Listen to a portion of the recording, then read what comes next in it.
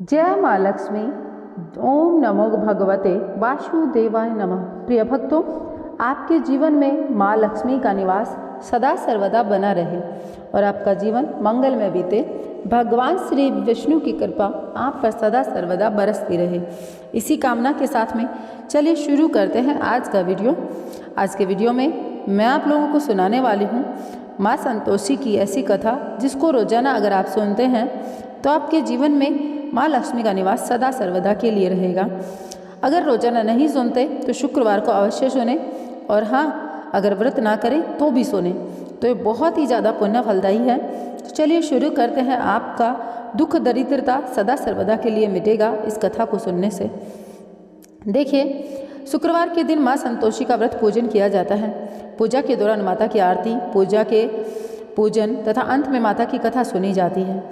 लेकिन अगर आप व्रत नहीं करते तो इस कथा को अपनी दैनिक दिनचर्या के कार्य करते करते अवश्य सुने। माँ संतोषी की कृपा आप पर सदा सर्वदा बरसती रहेगी। एक बुढ़िया थी, उसके 7 बेटे थे, 6 कमाने वाले, एक निकम्मा। बुढ़िया 6 बेटों की रसोई बनाती, भोजन कराती, उनसे जो कुछ जूठन बच जाती 7वें को दे देती।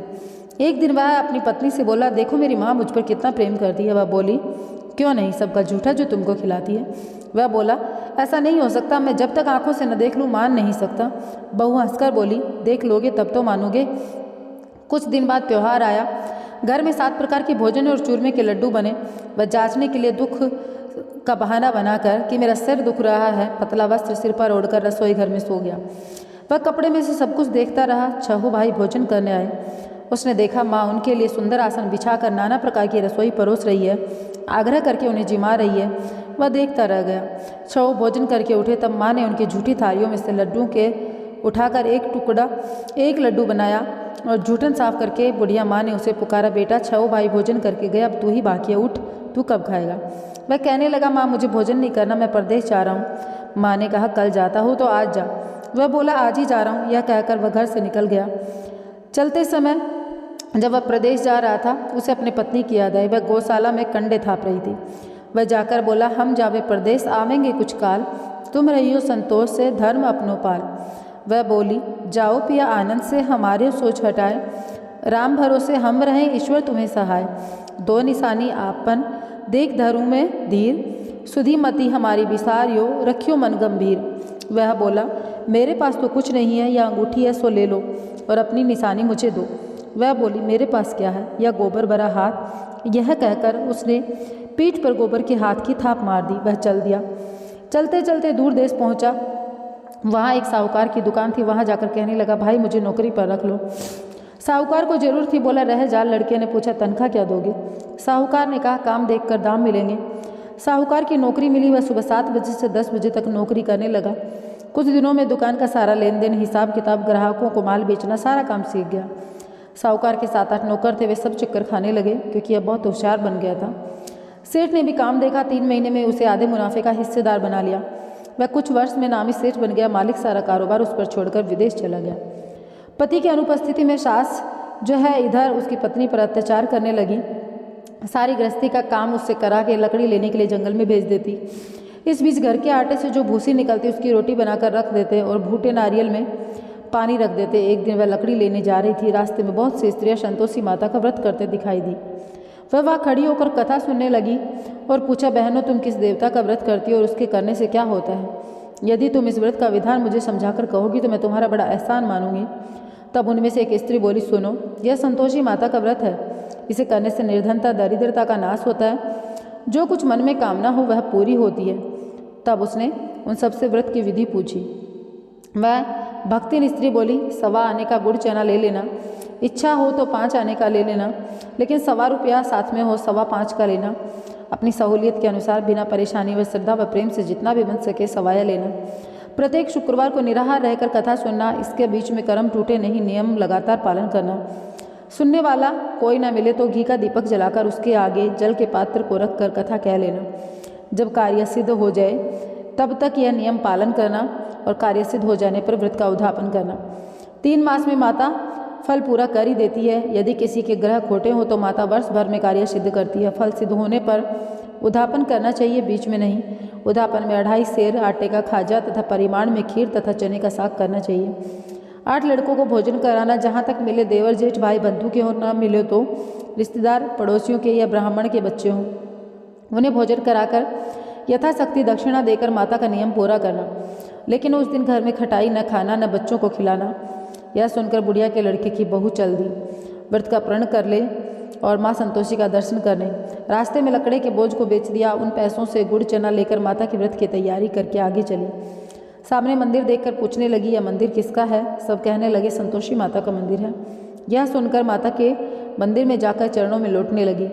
दीन हो विनती करने लगी, माँ मैं निपट अज्ञानी हूँ, व्रत के नियम नहीं जानती, मैं बहुत दुखी हूँ माता, जगत जननी मेरा दुख दूर करो, मैं तुम्हारी शरण में हूँ। माता को दया आई। एक शुक्रवार बीता कि दूसरे शुक्रवार को उसके पति का पत्र आया। तीसरे शुक्रवार को उसका भेजा हुआ पैसा आ पहुँचा। यह देखकर जेठ जिठानी मुँह सिकोड़ने लगे। लड़के ताना देने लगे। काकी के पास पत्र आने लगे हैं, रुपया आने लगा, अब तो काकी की खातिरदारी बढ़ जाएगी। बेचारी सरलता से कहती, भैया कागज आवे रुपया आवे, हम सबके लिए अच्छा है। ऐसा कहकर आंखों में आंसू भरकर संतोषी माता के मंदिर में आकर बोली, माँ मैंने तुमसे पैसा कब मांगा था? मुझे पैसे से क्या काम, मुझे तो अपने सुहाग से काम है। मैं तो अपने स्वामी के दर्शन मांगती हूँ। तब माता ने प्रसन्न होकर कहा, जा बेटे तेरा स्वामी आएगा। यह सुनकर खुशी से बावली होकर घर में जा काम करने लगी। अब संतोषी माँ विचार करने लगी, इस भोली पुत्री को मैंने कह तो दिया कि तेरा पति आएगा, लेकिन कैसे आएगा? वह तो स्वप्न में भी इसको याद नहीं करता। उसे याद दिलाने मुझे ही जाना पड़ेगा। इस तरह माता जिस बुढ़िया के बेटे के जाग स्वप्न में बोली और कहने लगी, साहूकार के बेटे सो रहा है या जाग रहा है? वह कहने लगा, माँ सोता भी नहीं जागता भी नहीं, कहो क्या आ गया है? माँ कहने लगी, तेरे घर बार कुछ है कि नहीं? वह बोला, मेरे पास सब कुछ है, माँ बाप है, बहू है, क्या कमी है? माँ बोले पुत्र तेरी बहू घोर कष्ट उठा रही है, तेरे माँ बाप उसे परेशानी देते हैं, वह तेरे लिए तरस रही है, तो उसकी सुध ले। वह बोला, हाँ माता जी सब तो मालूम है, परंतु जाऊँ तो कैसे? प्रदेश की बात है, लेन देन का कोई हिसाब नहीं, कोई रास्ता नहीं दिखता जाने का, कैसे जाऊँ? माँ कहने लगी, मेरी बात मान, सवेरे नहा धोकर संतोषी माता का नाम लेकर के घी का दीपक जलाकर दंडवत करके दुकान पर बैठ जाना। देखते ही देखते सारा लेन देन चुक जाएगा, जमा माल बिक जाएगा, सांझ होते होते धन का भारी ढेर लग जाएगा। अब वह नहा धोकर माता को दंडवत घी का दीपक जलाकर दुकान पर जा बैठा। थोड़ी देर में देने वाले जितने भी थे वो रुपया लाने लगे और लेने वाले हिसाब लेने लगे। कोठे में भरे सामान के खरीदार नगद दाम देकर सौदा करने लगे। शाम तक धन का भारी ढेर लग गया। मन में माता का नाम ले चमत्कार देख प्रसन्न हो घर जाने के वास्ते गहना कपड़ा सामान खरीदने लगा।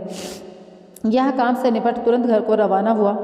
उधर उसकी पत्नी जंगल में लकड़ी काटने जाती है। लौटते वक्त माता जी के मंदिर में विश्राम करती है तो प्रतिदिन रुकने का स्थान वही ठहरा उसका।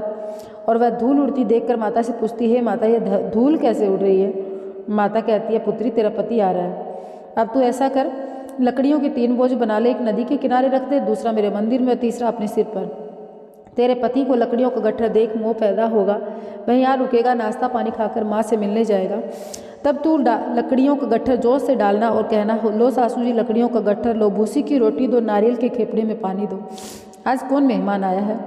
माता जी से बहुत अच्छा कहकर प्रसन्न मन से लकड़ियों के 3 गट्ठर बनाकर वह एक नदी के किनारे और एक माता जी के मंदिर में रख देती है। और इतने में मुसाफिर आ पहुंचा। सूखी लकड़ी देखकर उसकी इच्छा उत्पन्न हुई कि वह यहीं विश्राम करे और भोजन बनाकर खाकर पीकर गांव जाए। इस तरह रुककर भोजन बनाया, विश्राम करके गांव को गया, सबसे प्रेम से मिला। उसी समय सिर पर लकड़ी का गट्ठर लिए वह उतावली सी आती है। लकड़ियों का भारी बोझ आंगन में डालकर 3 आवाज़ देती है, लो सासू जी लकड़ियों का गट्ठर लो, भूसी की रोटी दो, आज कौन मेहमान आया है? यह सुनकर उसकी सास बाहर आकर अपने दिए हुए कष्टों को भुलाने की कोशिश करती है और कहती है, बहू ऐसा क्यों कहती है? तेरा मालिक ही तो आया है, अब बैठ, मीठा भात खा, भोजन कर, गहने कपड़े पहन। उसकी आवाज़ सुनकर उसका पति बाहर आता है। अंगूठी देख व्याकुल हो जाता है। माँ से पूछता है, माँ यह कौन है? माँ बोली, बेटा तेरी बहू है, जब से तू गया है सारे गाँव में भटकती फिरती है, घर का कामकाज कुछ करती नहीं, 4 पहर आकर खा लेती है। वह बोला, ठीक है माँ, मैंने इसे भी देखा है, तुम्हें भी, अब दूसरे घर की चाबी दो, मैं उसमें ही रहूँगा। माँ बोली, ठीक है, जैसे तेरी मर्जी। जब वह दूसरे मकान की 3री मंजिल पर जाकर सामान जचाने लगता है। एक दिन में राजा के महल जैसा ठाठ बाट बन गया। अब क्या था, बहू सुख भोगने लगी। इतने में शुक्रवार आया। शुक्रवार के उद्यापन में हुई भूल और फिर उसने खटाई का इस्तेमाल किया। उसने पति से कहा, मुझे संतोषी माता के व्रत का उद्यापन करना है। पति बोला, खुशी से कर लो। वह उद्यापन की तैयारी करने लगी। जिठानी के लड़कों को भोजन के लिए कहने लगी। उन्होंने मंजूर किया, परंतु पीछे से जिठानी ने अपने बच्चों को सिखाया, देखो भोजन के समय खटाई मांगना, जिससे उसका उद्यापन पूरा न हो। लड़के जीमने आए, खीर खाना पेट भर के खाया, परंतु बाद में खाते कहने लगे, हम खटाई दो, खीर खाना हमें भाता नहीं, देखकर अरुचि होती है। वह कहने लगे, भाई खटाई किसी को नहीं मिलेगी, यह संतोषी माता का प्रसाद है। लड़के उठ खड़े हुए बोले, पैसा लाओ। बोली बहू जानती न थी। पैसे दे दिए। लड़के उसी समय उठ करके इमली की खटाई लेकर खाने लगे। यह देखकर माता जी का कोप हुआ। राजा के दूत उसके पति को पकड़ कर ले गए। जेठ जेठानी मनमाने वचन कहने लगे, लूट लूट कर धन इकट्ठा करके लाया था, अब सब मालूम पड़ जाएगा जब जेल की मार खाएगा। बहू से सहन न हुआ, संतोषी माता के मंदिर में भागी गई। कहने लगी, हे माँ, तुमने क्या किया? हंसाकर अब भक्तों को रुलाने लगी। माँ बोली, बेटी तूने उद्यापन करके मेरा व्रत भंग कर दिया। वह कहने लगी, माता मैंने कुछ अपराध किया है, तो मैंने कुछ अपराध किया है, मैंने तो भूल से लड़कों को पैसे दिए थे, मुझे क्षमा करो, मैं फिर से उद्यापन करूँगी। माँ बोली, अब भूल मत करना। वह कहती है, भूल नहीं होगी, अब बताओ कैसे आवेंगे। माँ बोली, जा पुत्री, तेरा पति तुझे रास्ते में मिलेगा। वह निकली। राह में पति आता मिला। वह पूछी, कहाँ गए थे? वह कहने लगा, इतना धन जो कमाया था उसका टैक्स राजा ने मांगा था, भरने गया था। वह प्रसन्न हो बोली, भला हुआ आप घर को चलें। कुछ दिन बाद फिर शुक्रवार आया। वह बोली, मुझे फिर माता का उद्यापन करना है। पति ने कहा, बहुत ठाठ से करो। बहू फिर जेठ के लड़कों को भोजन करने को कहने गई। जेठानी ने एक दो बातें सुनाई, लड़कों को सिखाने लगी, तुम लोग पहले की तरह खटाई मांगना। लड़के भोजन से पहले कहने लगे, हमें खीर नहीं पाती, हमारा जी बिगड़ता है, कुछ खटाई दो। वह बोली, खटाई किसी को नहीं मिलेगी, आना हो तो आओ। वह ब्राह्मण के लड़के लाकर भोजन कराने लगी। यथाशक्ति दक्षिणा की जगह एक एक फल दिया। संतोषी माता फिर प्रसन्न हो गई। माता की कृपा होते ही 9वें मास में उसे चंद्रमा के समान सुंदर पुत्र प्राप्त हुआ। पुत्र को पाकर प्रतिदिन माता के मंदिर को जाने लगी। माँ ने सोचा, यह रोज आती है, क्यों ना इसके घर चलूं। यह विचार करके माता ने भयानक रूप बनाया। गुड़ चने से सना मुंह, ऊपर सोंड के समान होठ, उसके ऊपर मक्खियाँ भिनभिना रही थी। देली पर पैर रखते उसके साथ चल रहा है। चिल्लाने लगी, देखो रे, कोई चुड़ैल डाकिन चली आ रही है, लड़कों इसे भगाओ, नहीं तो किसी को खा जाएगी। लड़के भगाने लगे, चिल्लाकर खिड़की बंद करने लगे। बहू रोशनदान में से देख रही थी। प्रसन्नता से पगली बनकर चिल्लाने लगी, आज मेरी माता जी मेरे द्वार आई हैं। बच्चे को दूध पीने से हटाती है। इतने में सास का क्रोध फट उड़ा कि क्या उतावली हुई है, बच्चे को पटक दिया। इतने में माँ के प्रताप से लड़के ही लड़के नजर आने लगे। वह बोली, माँ, मैं जिसका व्रत करती हूँ यह वही संतोषी माता है। सबने माता के चरण पकड़ लिए। विनती करके कहने लगे, हे माता, हम मूर्ख हैं, अज्ञानी हैं, तुम्हारे व्रत की विधि नहीं जानते। व्रत भंग करके हमने बहुत बड़ा अपराध किया। जगत माता, आप हमारा अपराध क्षमा करें। इस प्रकार माता प्रसन्न हुई। बहू को प्रसन्न हो जैसा फल दिया। हे माँ, उन सबको यह फल देना जो कि आपकी कथा सुनते हैं, पढ़ते हैं और आपका व्रत करते हैं, सबका मनोरथ पूर्ण करना। बोलो संतोषी माता की जय। भगवान आपकी सब मनोकामनाएं पूर्ण करें। माँ संतोषी आपके जीवन में सदा निवास करे और आपका जीवन सदैव सुखमय हो। इसी कामना के साथ में इस वीडियो का एंड करते हैं। मिलेंगे एक नए वीडियो के साथ में। जय श्री कृष्णा, राधे राधे। कमेंट बॉक्स में ज़रूर लिखिएगा जय माँ संतोषी, और आपके जीवन के सारे दुख दरिद्रता सदा सर्वदा के लिए ख़त्म हो जाए, इसी कामना के साथ में कहना चाहूँगी। चैनल को सब्सक्राइब कर लीजिएगा और अपने सगे संबंधियों में अवश्य शेयर कीजिएगा।